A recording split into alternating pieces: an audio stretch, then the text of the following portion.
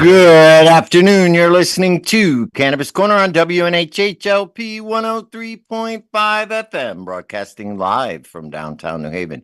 We are streaming live on TuneIn Radio and NewHavenIndependent.org.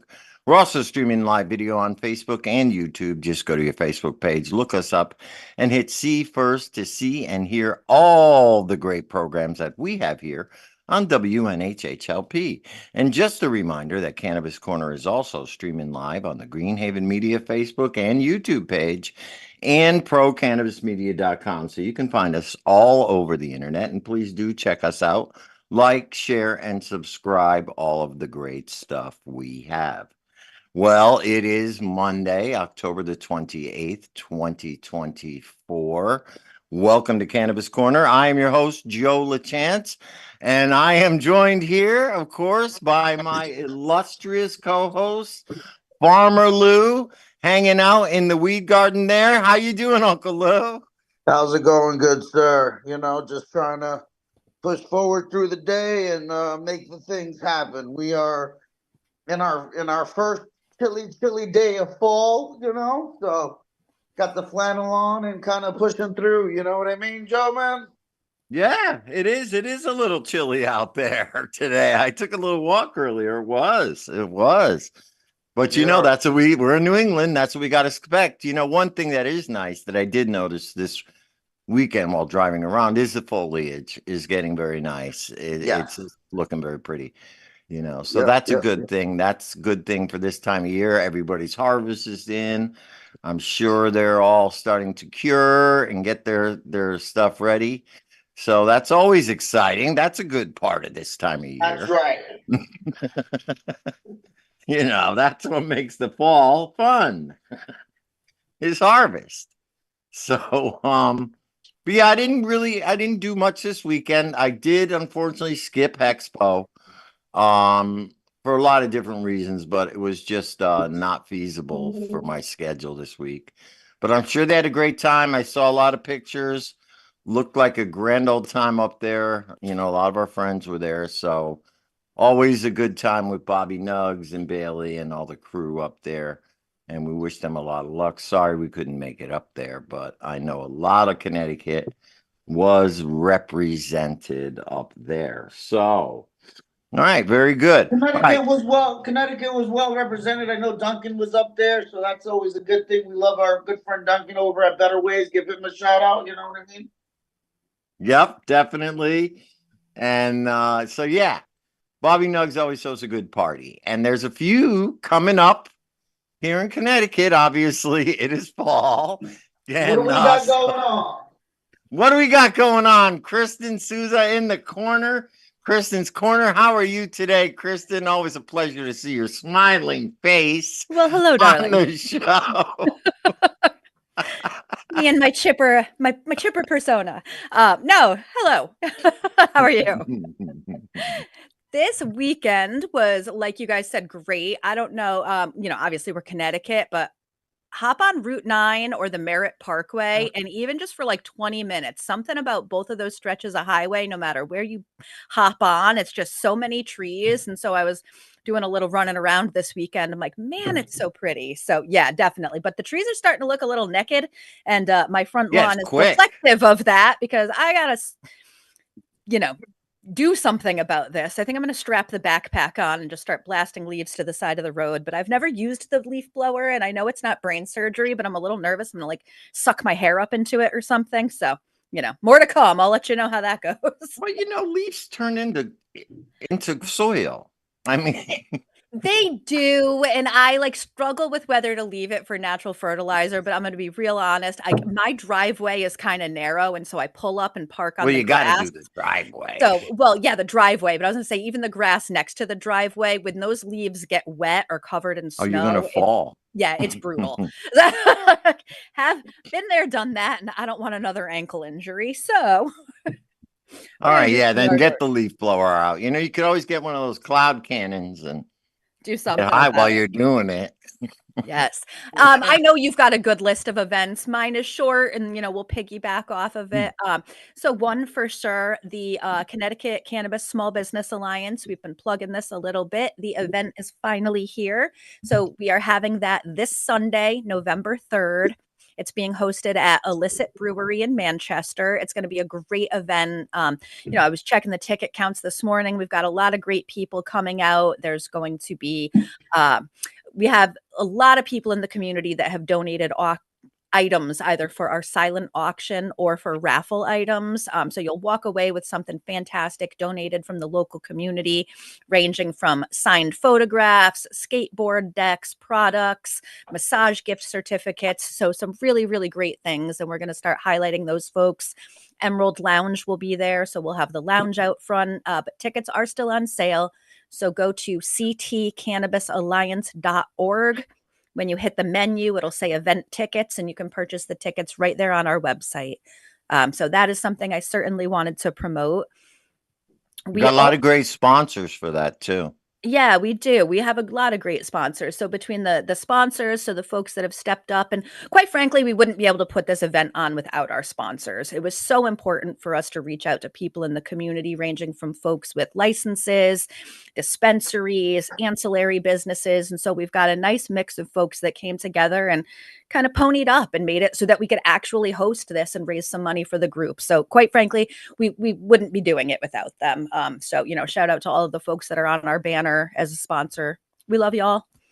Yeah, well, and I think it's important. You see a lot of events around Connecticut, where you see where some of the larger businesses actually support some of the smaller businesses.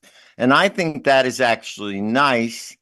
And that's kind of how it's supposed to work. Do you know what I mean? Where, as let's say Walmart does not support the little mom and pop stores in their area whatsoever. However, it's nice to see some of these big guys will support some of the little cannabis entrepreneurs and cannabis businesses who are members of CCSBA.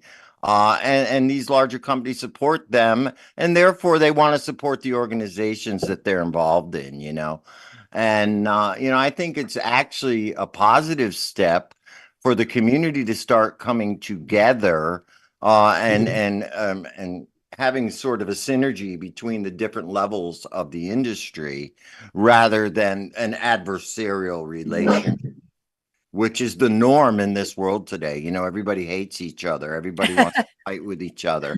Yeah. And you see that in the cannabis industry, We're never going to have unity if one party or one side or the other doesn't want to compromise and doesn't We're want to lovers over spend here, knowledge. Joe. You know that. You know me, man. I'm a hippie. Peace, love, share, care, cooperation, and community. And those people. It's tough. It's tough because you're 100% right, and it's just having to give that lesson out. As we would think, it's the norm. We're like, hey, we're all hippies. We know what it is, and I guess now as it just comes to practice, it's nice to see some more of that, and that's that support that the Connecticut Small Business CCSB needs and gives as well. You know what I mean? So. Yeah, I mean, if you're a small business and you need support, or you're a small business association and you need support, and a larger company is willing to support you, I really feel like you should accept that. Well, we're going to because it's not the norm. It's not the norm. They may be the legal businesses in the state may be larger businesses, but in the grand scale of things, they're still small businesses. You know what I mean? Yes, you're right. Walmart is still considered, in governmental standards, Walmart is considered like a medium to large business where, we have to understand, like in government, 50 employees, or in the world, 50 employees is still a small business. You know what I mean? And it takes a lot for businesses to get there. Construction companies are considered small businesses, and they have about 50 employees, So we say large, but in the grand scale of the evil government circles, they're small. They're still very small. Yeah, I agree with you. I agree with you. That's just my anti-government statement for the morning. Anti-government, pro-community, and that's it. Pro-community. And if you want to have a community, you have to start building bridges. And I'm I'm going to pro leave it people, with, Joe. I am pro people, and then all these people that are, especially people that are on the ground, doing what they do on the ground. You know what I mean, Joe? yeah, I'm not going to slap a bud tender in the face just because he works for a big corporation. Exactly. No, Never. seriously, Our bud seriously. tenders need our support. I definitely will say that every day. The Yep. bud tenders are the backbone of our community in this. They actually get to work in the space, and they actually put their time and money and mouth where they are. They actually earn their living doing this. And they do it, and I truly believe our bud tenders are doing this in hopes and with doing the work of giving you the better experience than somebody who's not as interested as it, because I've seen some amazing bud tenders in this space. And I look forward to, Lamont. We give Lamont his flowers all the time. He's a great bud tender in this A lot space. of great bud tenders out there. A lot of them. And then we don't shop in the legal market enough to know all of them, but I know Lamont. Yeah. Yeah, exactly. Izzy up there at Hire Collective. You got a lot of good people out there who still support the community. They show up at community events, and they're out there with us, breaking bread, smoking joints with us, and yet they work at a big dispensary because they understand the importance of bridging the gap. It But also allows, their lifestyle. Nobody's going to chastise them for using cannabis, yeah, So so it's yeah, a no, win-win. I'm all about it. So anyway, so besides the fundraiser, Kristen, what else you got? Anything? You hit your list and let me piggyback off of it because my computer Okay. screen is Well, mine's not too big. I got the fundraiser this Sunday. Of course, I see Connecticut also has a hike planned on the same day, but it's earlier in the morning. So hopefully you'll be able to make both of them. Yep. Yeah, it's interesting. I love how everybody seems to like to schedule things on the same day, even though there's 30 days in a month. And anyway, Saturday, November 9th, the Harvest Cup is at the DCU Center up there in Worcester. That is always a good time for people to get together, hang out. They do a great competition up there. It's probably one of the first It's a great in event. the yeah, it's a great event. So that would be the next weekend. That's November 9th. And then I think that's it. That's all I got for this month. I know there are more things coming up, but we're early in the month. Right now I think it's important. Support the CCSBA, support the Harvest Cup. There are some local paint and sips around in the area. I'm just gonna check my calendar and see if I missed anything. But yeah, other than that, we're you heading know, into holidays. yeah, the only other one I wanted to mention, obviously tomorrow on the 29th, we're doing the job fair for Nautilus Botanicals. So that's going to be at the Oh Hill yeah, Regional Lou. Career. How did y'all forget? No, you guys didn't forget. So tomorrow, the 29th, it's from 5:30 to 8:30. It's at Hill Regional Career High School in the cafeteria. So that's on Legion Ave in New Haven. So you can send your resumes to info@nautilusbotanicals.com. Obviously, come on down between 5:30 and 8:30. Lou, you got anything to add to that? Nope, we're gonna be down there. As always, we always try to collect things for the community. So if you have anything that you'd like to donate, non-perishable food, school supplies, or anything like that, they go to our partners at Next Level Empowerment Program and over at the Shack in the Westville area, where we give back to the community through those awesome individuals. So shout out to the Shack and to Next Level Empowerment for helping us and allowing us this time to do these things. And if you just have information or questions or anything, I'll be down there. Joe usually comes down and joins me for the time, and we'll be doing what we do. It should be an interesting time. Of course, that means Lou's gearing up to open, and that's always a good thing. Looking for good employees, people part of the community. I know you're going to support the community, and yeah, that'd be a great time. So come on Yes, down. sir. Even if you come on down, drop your resume, say hello to Lou, meet the owner, and that's tomorrow night. Love it. So now it looks like our guest is here. I believe I see him in the room. So I wanted to introduce our first guest for today. Russell Langhammer is the author of Pain is My Companion with Steve Kravitz. It's a gripping memoir that chronicles the author's incredible journey through life's challenges and his ultimate triumph over adversity. The book is testament to the indomitable human spirit and power of perseverance. Russell's natural athletic abilities provided him with an escape and a path to success. He excelled in football, track, and baseball, earning a scholarship to the University of Louisville and even playing for the Dallas Cowboys. Russell's life took an unexpected turn when he suffered a devastating accident while working for American Airlines at DFW in 2000. Falling from a 20-foot scaffolding, he crushed 3 vertebrae and cracked his head open. This incident marked the beginning of a many-year battle with drug addiction as he struggled to cope with overwhelming pain. One of the most compelling aspects of Pain is My Companion is its exploration of alternative methods for managing pain and achieving a healthier life. Russell's journey led him to discover the potential of meditation, cannabis, and mushrooms as tools for recovery and well-being.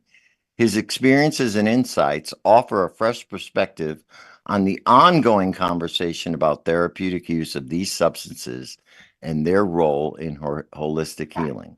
Russell's advocacy for cannabis and his understanding of drug culture and the rock and roll lifestyle add depth and intrigue to his story. Welcome to the show, Russell. How are you? Oh, you're on mute. You have to unmute. There you go. All right. Actually, I'm Steve Kravitz, Here's the Steve. I author. see Russell just came in. Russell's on his way. If he's not here, he will be momentarily. There he is. I see the icon going on. So, Steve, how are you? I'm doing marvelous. Thank you for asking. And yourself? All right. We're doing great here on the show. Can't wait to talk to you guys. I see Russell just joined us. We just gave you a nice intro, Russell. How are you? Getting stoned, Joe. How are you, brother? And so are we. So we're all in the same place. It's a beautiful thing. It is a beautiful thing. So you've got quite a story, Russell. I mean, you've been all around. You played football for the Dallas Cowboys. I don't want to talk about that. No, we won't. We're going to talk about what happened afterwards. But you've got an athletic background. What's that? Yeah, I don't like the Dallas Cowboys. I don't like Jerry Jones. I started out as a football player. I went to the pro level. I did play for Dallas and I did play for New England, but my knee wouldn't let me play anymore. So I became a power lifter, a professional power lifter and bodybuilder, and took it from there. But please don't mention the Dallas Cowboys. Yeah, no, I don't know that we have any Dallas fans on here. We're in Connecticut, remember? We do have marijuana fans. We do have marijuana fans, and that's the thing. So, being you're a professional weightlifter, and you had a terrible accident, basically, nearly crippled you. It knocked me out. I mean, I'm still crippled. I walk like Mr. Magoo, but So I guess as we're jumping in here, and you had this story written, you got to tell your story. And one of the things that I enjoy sharing personally is as I lift a heavy circle here and there.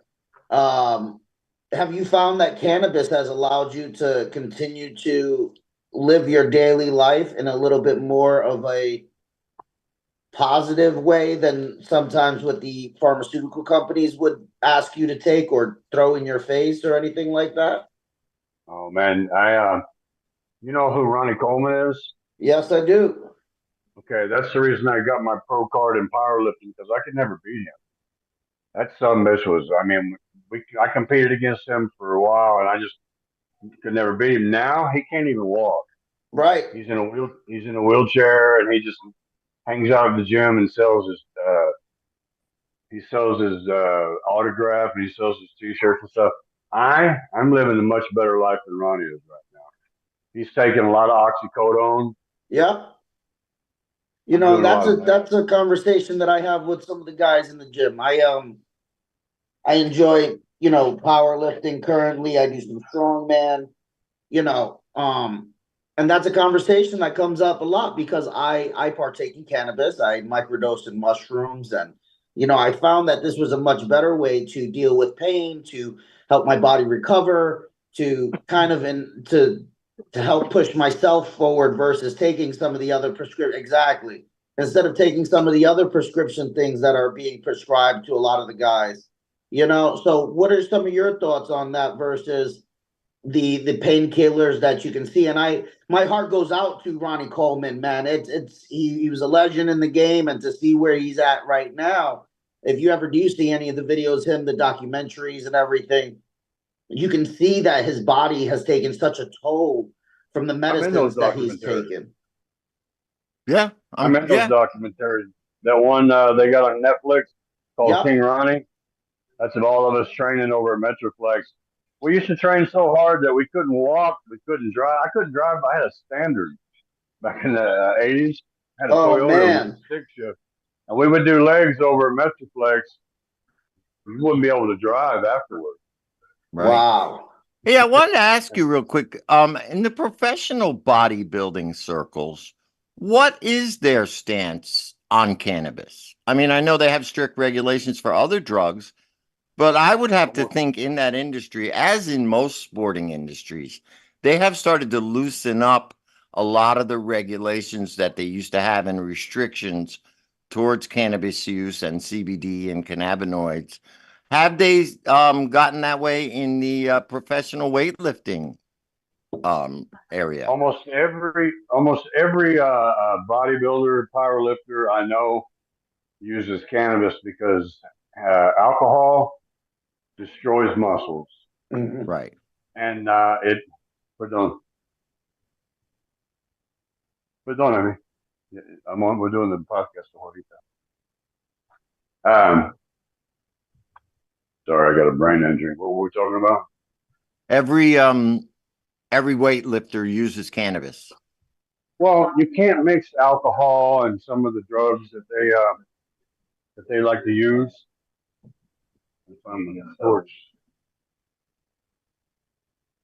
Alcohol just doesn't work when it comes to sports.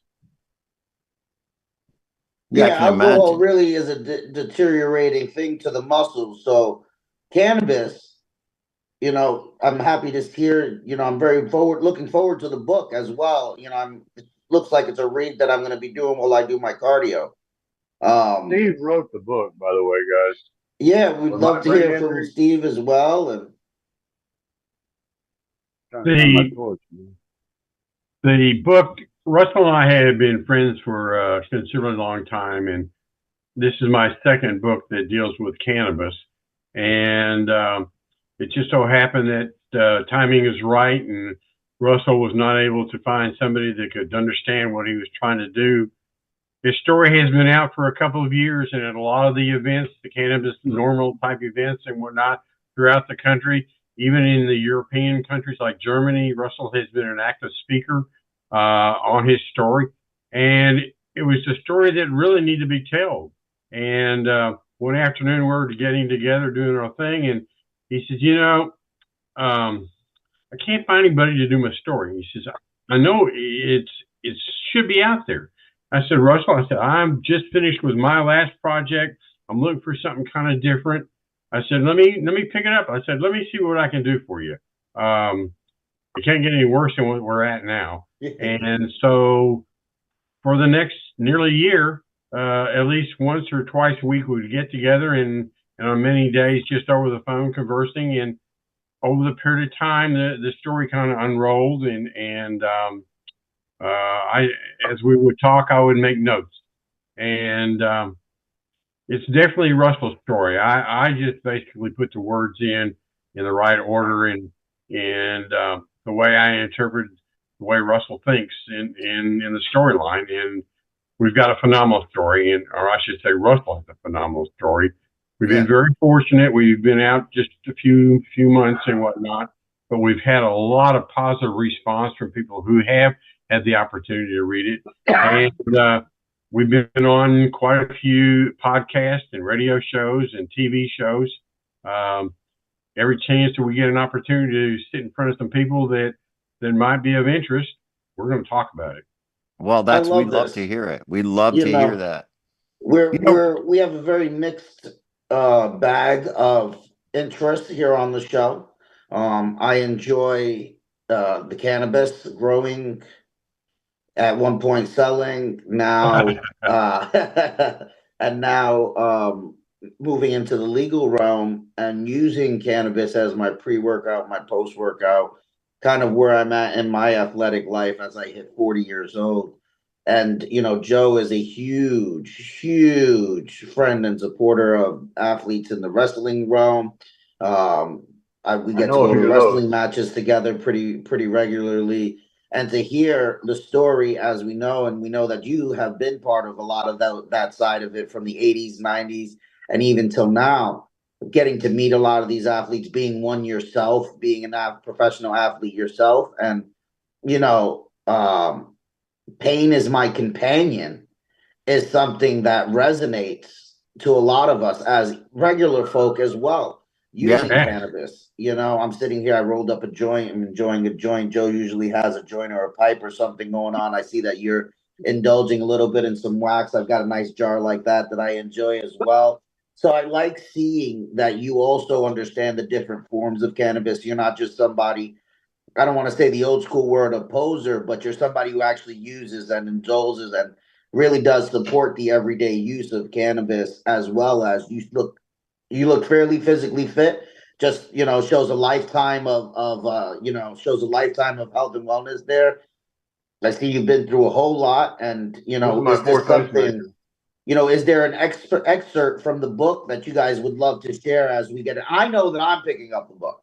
This is something that I'm really excited about to hope, and hopefully we'll get you out here in a speaking engagement or something. I know that this is the radio right now, and we're just kind of having this consumption, and we'll follow up on it. But anytime I can speak to an athlete who uses cannabis to help mitigate some of those side effects goes a really long way into inspiring myself, knowing that, hey, I am doing what's right for me, what's right for myself, and there's other people that won't chastise me for doing what I do. yeah. I did want to ask you, Russell. Obviously, you had the accident in 2000, and I'm sure you started out with the traditional medical. They had to do the operation, they had to take care of you in that way and get you straightened out. But obviously, something directed you towards the alternative medicine. Were you Oh yeah. finding that what the doctors were doing and the medicines they were giving you were not working, or, what drew you to the alternative medicines? Well, by following doctor's orders and taking the oxycodone and the what was it, Nor Lortabs, oxycodone, Clonopin, Valium. After a couple years of that, I lost my wife, and then I lost my family, and then I lost my job because they were like, "You got a drug problem." I'm like, "They're your fucking drugs." Excuse my language, guys, but I was following doctor's orders. So I mean, I hit rock bottom, and I had doctors throwing all kinds of pharmaceuticals at me, and oh, take this, take that, take this, take that, take this. And once I started, I thought, you know what? I'm going to go back to the old school. The cannabis helped me get off almost All of all those pharmaceuticals. them. Right. And then when I after I had the open heart surgery, because all the pain pills and all the I also had chemotherapy because I had a mouth cancer, and all that combined just destroyed my heart. And I didn't want to leave the house. They gave me last rites. Like I said, I lost everything. Right. And by using whole plant medicine and psilocybin, Mushrooms. it helped me get back up and it helped me start a life again. I mean, I'm happily married now, almost 20 years. I got a second chance at life. And now Yeah, were you there you go. That's beautiful. And were she's on her way to work. She's on her there way you to go. work. I love that. But we So have I have a wonderful family now, and they support me. My wife doesn't use cannabis. She doesn't use any of this shit.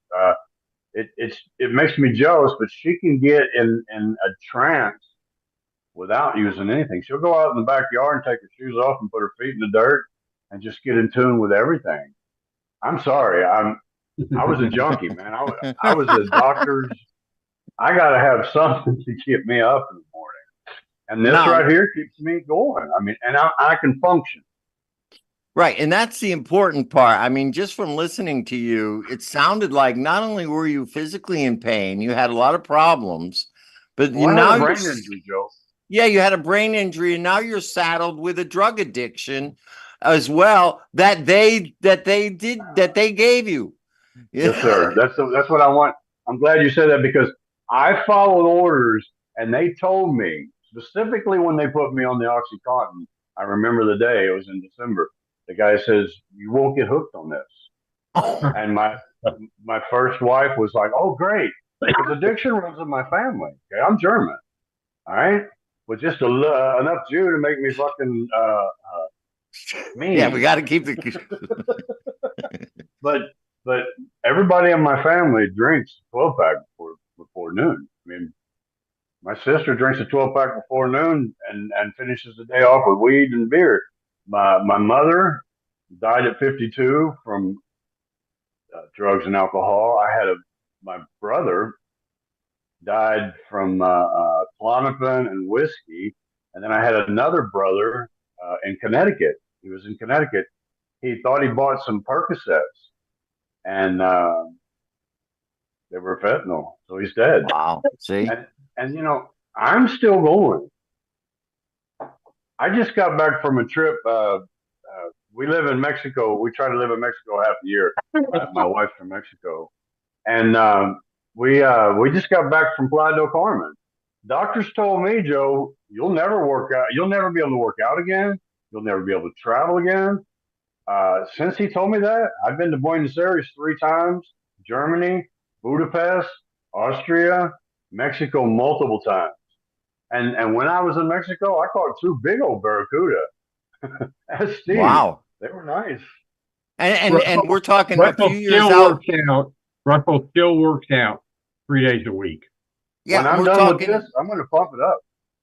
We're talking a few years out from nearly being dead. Last right, we're talking. Russell was dead. Russell literally legally died, and it was his pacemaker that brought him back to life. But in the book, you'll see he tells the story of having come back from the dead and seeing what he had seen on the other side. Oh, give us a little hint. Bro. Give us a little hint. Well, what did you see? I was eating steak, and somebody had just asked me to fly out to LA and speak about getting off opiates and benzos. And the next thing you know, I was just in a field. It happened right here in this room. And I was talking to my grandfather, my opa. I was talking to my oma. I was talking to my mom. Anybody that's passed in my life. And my brother, the one that died from the Klonopin and the whiskey, he was laughing at me. Him and my uncle were laughing at me going, nope, it's not your time. And I was like, and then I felt the pacemaker shock me, and I woke up. I was in a pool of my own urine. All my fluids and all your sinuses drain when you drain out, weird. Right? And what I did is I grabbed my phone and I went live on Facebook. Right after you got up. Yeah, I couldn't see nothing, and because I was talking and the pacemaker hit me again. I was in what they call supraventricular tachycardia. My heart was, once they got me live, my heart was going fast. So I got on Facebook and excuse me, and I asked for help, and somebody in the local area called Dallas 911, and they were at my door, and they were dragging me into the ambulance. And that was the beginning. That was January 3rd, 2019, just 5 years ago. 5 years ago. And that was the beginning of 25 hospital visits in the year 2019. 25. Wow. I had open heart surgery. I had 5-way cabbage because the first hospital kept telling me, man, you're dead. Go home. They brought a priest in, and all my family came in. We're all boo-hooing. They're like, you're dead. You're not going to make it. My heart was at 9%. Wow. And that's my effraction rating. That's the percent of blood it was going back to my body. So my brain wasn't working really well, and nothing was working really well. Finally, I got shocked 64 times by my pacemaker. 64, because Wow. they told me, they took me to my nearest hospital, and they're like, no. They sent me in a helicopter or one of those transport people places to downtown Dallas at Baylor, and they took out veins out of my legs and they rebuilt my heart.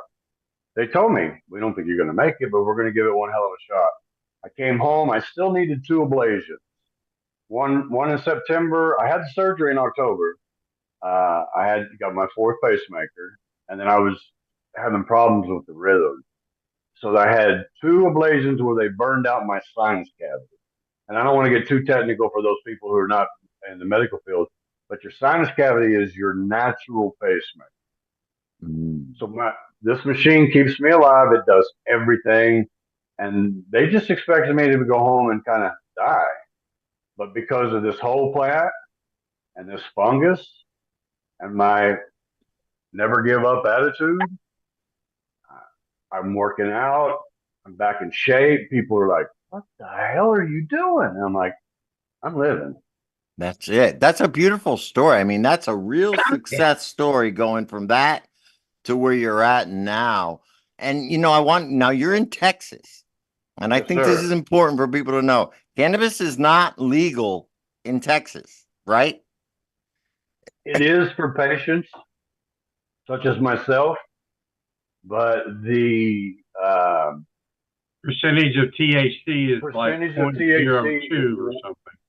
1%, and it has to be in edibles. Thanks, Stevie. And see, me and Steve are advocates. We Yeah, I go to wanted to these get things, this is where I'm going with it. Yeah. and that's how we met. But see, here in Texas, all of these politicians, Democrat and Republican, are in big pharma's pocket, and they're going to. To me, I feel like they're going to be the last holdout when it comes to recreational cannabis, because Oklahoma's got one hell of a cannabis industry going up there, and they're flooding us. And every state around us, New Mexico, Louisiana, That's Arkansas, right. they all have good cannabis programs. And Mexico legalized everything, amigo. You're talking about the country of Mexico, right? Yeah. Well, I lived there half the year. My family's there, and honestly, between us, I only speak Spanish here at home. Steve comes over and gets so damn confused.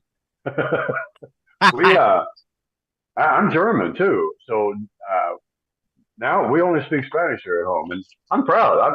I'm glad, but yeah, we go to Mexico a lot. We spend a lot of time there. We're planning to spend from Thanksgiving to spring break every year in Mexico. And it's Because, perfectly 100% legal there. well, everything's decriminalized. Right. Okay, So you for can those grow people, it. you can use it. Um, uh, you can get any kind of drug you want down there in moderation. You can buy pretty much anything on the street, but they have pharmacies. For instance, I was in Cabo and we were catching some tuna and making sashimi. And we brought the tuna in to cut them up for sashimi. And this guy walked up. He had a pharmacy. And he's like, hey, Rambo, I got this, and that. And I'm like, damn. And I said, no, bro, I'm good.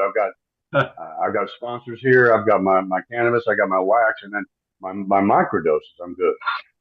Hola. And these just woke up. So Well, on podcast. So you have no problem getting it, but in Texas it is not legal. That they have a very, very restrictive medical program. It will be, Joe. Yeah, You it will trust me. be, When and people that's like, what I wanted to talk about. You guys are both advocates, so you both probably have to go talk to legislators. What is the climate over there? Where do they lean? Right now, there's a big political split. The dispensaries that are in the area in Texas right now are primarily having CBD and hemp slash cannabis product lines. Only edibles, though. Oh, well, no, you can buy a hemp bud, I'm sure, but it's not cannabis. You can get Delta 8 and Delta 9 and they're not medicinal. They're not medicinal. Various drinks that have those additives and whatnot, but they recently busted some of those dispensaries over a percentage of what we were talking about earlier, the THC percentages. On the other hand, the people like Russell and myself, we're more interested in legalizing the product, the plant here in Texas, and I think personally we probably both believe that type of byproduct, the Delta 9s and the 8s and whatnot, will be a byproduct, no longer considered much of need, because they go away when you got the original. Right. This is very true. Once you legalize there is not much of a need for the synthetic cannabinoids. And, Texas has always been one of those places that has been very, very resistant. I worked heavily on the Connecticut legalization. I thought Connecticut would never go, and they did. But Texas is another one of those holdout states that I personally don't know that we'll ever go until the feds actually legalize it. Yeah, but see, that doesn't change the. But they can do a medical program. Well, they can also look at people like me. I'm a 60-year-old grandfather, who worked in the airline industry, and everybody looks at me as a conservative or moderate, and blue collar worker. That's your everyday people, and when they see that I use this plant, not only this plant but the fungus, and then I've came back, because I know a lot of people saw me at my worst, where I couldn't communicate. People thought, "What's his problem?" They're like, "He's got a brain injury."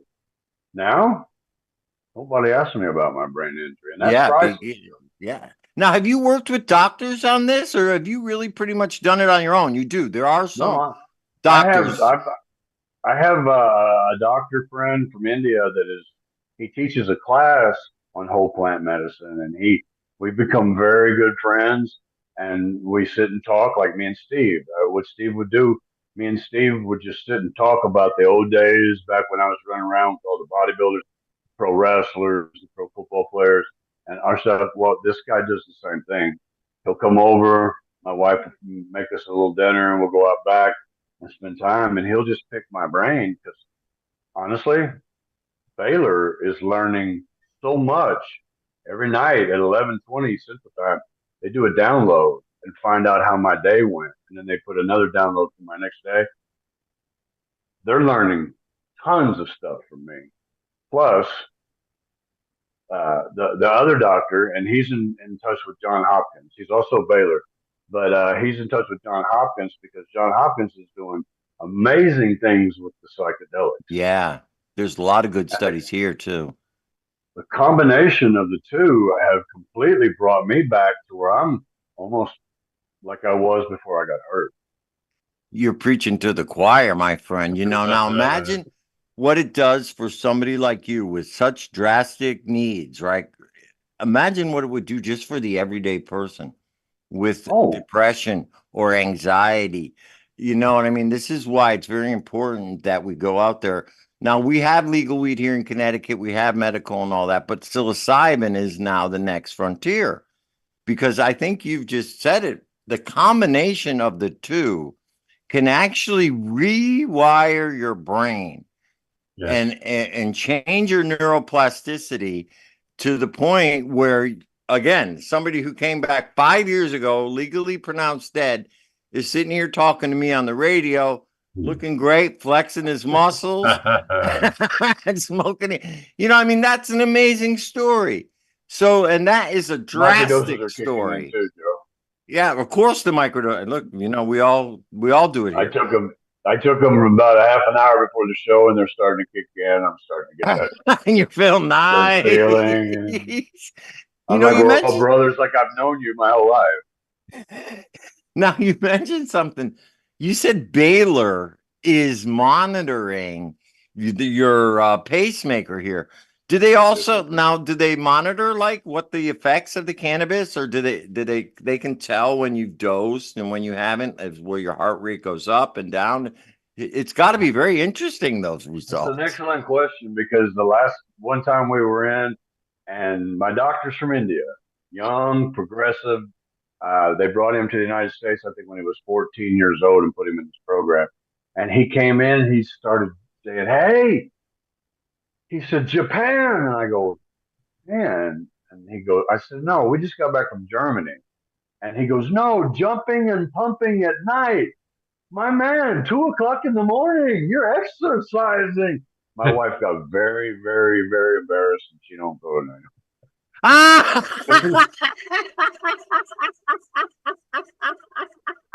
And Oh, they're you know, monitoring everything, huh? they monitor You were everything. weightlifting, bro. Yeah. Late night workout. Yeah, and he knew it wasn't a workout because it was one of those 15-minute quick workouts that, and then my heart rate went back down to sleep level. So I mean, you can't hide that shit.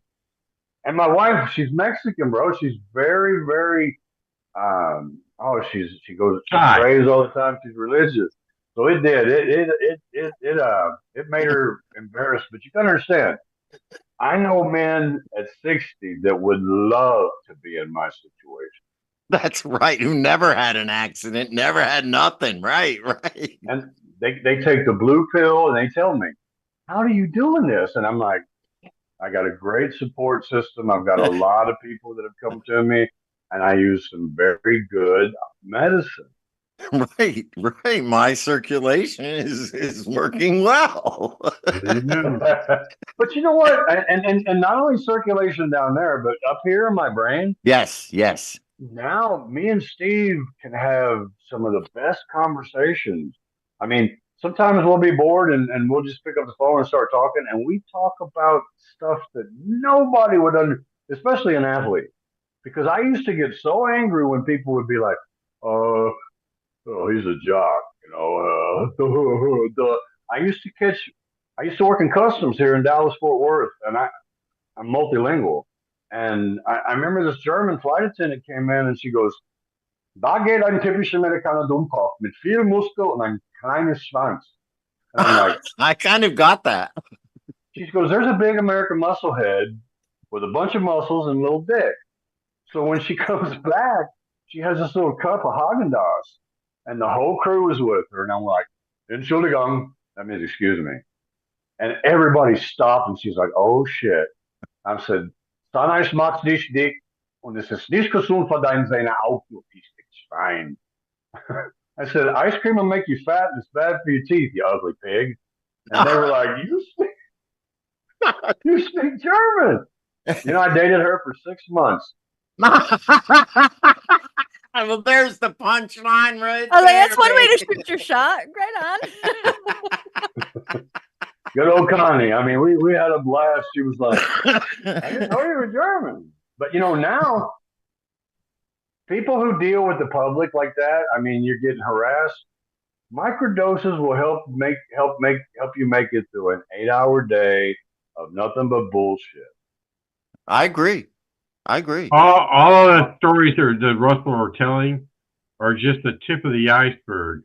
It's all in the book, right? It's all in the book. And that book can be bought at Amazon.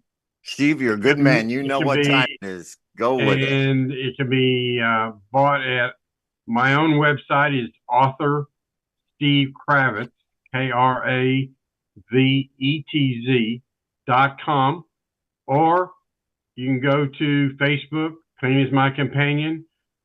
Any way that you like it, the book is in an ebook form as well as paperback. If you're fortunate enough to make an order through authorstevekravitz.com, when we send the book out, I'll make sure that Russell signs it for you. All right, so you can order it on Amazon, but if you order directly through your website, StephenKravitz.com, you will get it autographed by Russell. And not only that, let's be real, you get all the money. And, we're all So, about the Russell small and I- entrepreneurs. That's Yeah, right. we're- Russell and I are partners on this venture. Yeah, I And- mean, Guys, I don't free care about autograph. These guys benefit from getting 100% rather than 40, I think, whatever Amazon pays.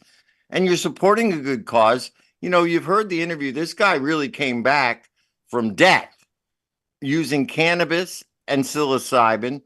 He's out there fighting the good fight, trying to help getting it legalized in Texas. Russell, how do we find you on social media? How do we follow you? I know you have a YouTube page, LinkedIn. How do we what's the addresses? Just Google my name, brother. Right, Russell Langhammer on Instagram. You just Google my name, and Google will send you to TikTok. It will send you to Facebook. It will send you to the book. This podcast will be on it. I just did one with Montel. So let's be blunt with Montel. I love Google in that aspect. You just Google my name, and you can find ways to contact me, reach out to me. If you have any heart problems and want to use cannabis, I'm an open book. Reach out. Or if you have a family member that has any kind of heart problems, and I know a lot of people are concerned about doing wax and having a pacemaker. That's a myth. It helps my pain level and actually lowers my heart in the long run. But yes, sir, if you need to reach Russell Langhammer, I am the only Russell Langhammer that I know of. No, here you're in right. the whole world.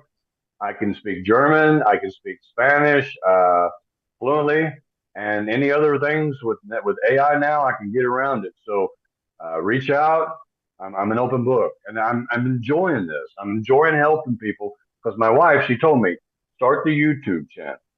I'm like, for what? And she goes, remember all the stuff that you were asking people about?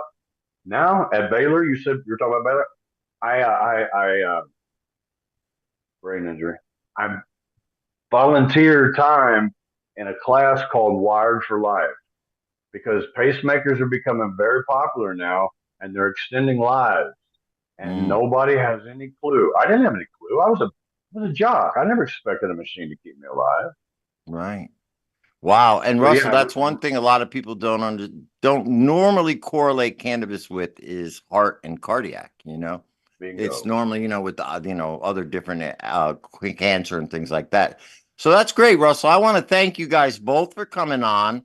And I want to thank you for the work you're doing, and congratulations on the healing you've done over the past 5 years with this plant. And you are really a great beacon of hope for those other people out there who may be suffering from an injury or a brain injury or a physical injury, to know that there is hope and there are people who are willing to help. So please reach out to Russell. Steve, thank you very, very much. Thank you, sir. Look for the book on Amazon, Pain is My Companion.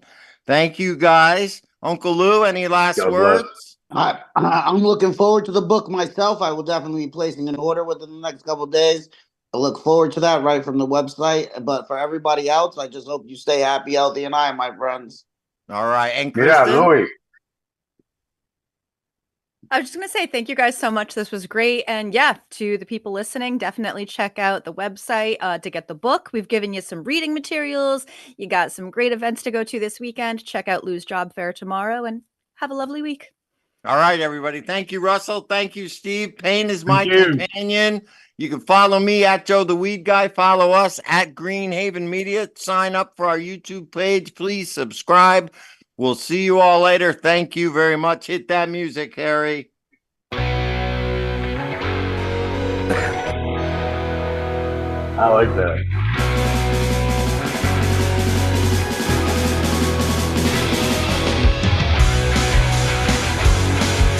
See y'all later.